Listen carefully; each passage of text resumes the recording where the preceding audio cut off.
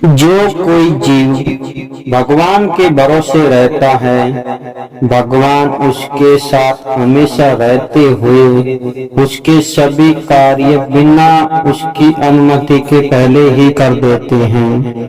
जिस प्रकार देवर्षि नारद का विवाह भगवान विष्णु ने रुकवाया, तभी देवर्षि नारद कहते हैं कि आपने मेरा विवाह क्यों रुकवाया।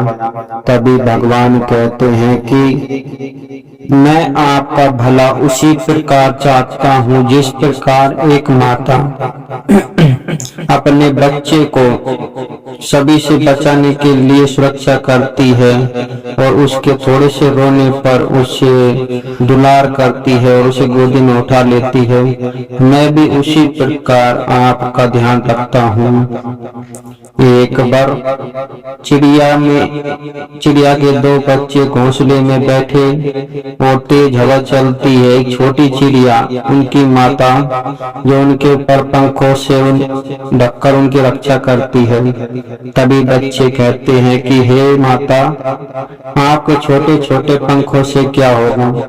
तभी चिड़िया कहती है कि हालांकि ये पंखे छोटे हैं, परंतु ये एक माँ के पंख हैं जिसे स्वयं भगवान भी नहीं हटा सकता, क्योंकि माँ का दर्जा तो स्वयं भगवान भी प्राप्त करना चाहते हैं। कहा जाता है कि जिस मनुष्य के ऊपर माँ की कृपा होती है उसे संसार में किसी दुख का सामना नहीं करना पड़ता।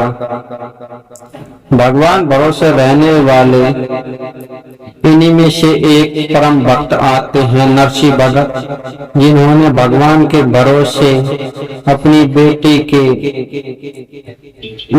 के भात को भगवान के चरणों में समर्पित कर दिया।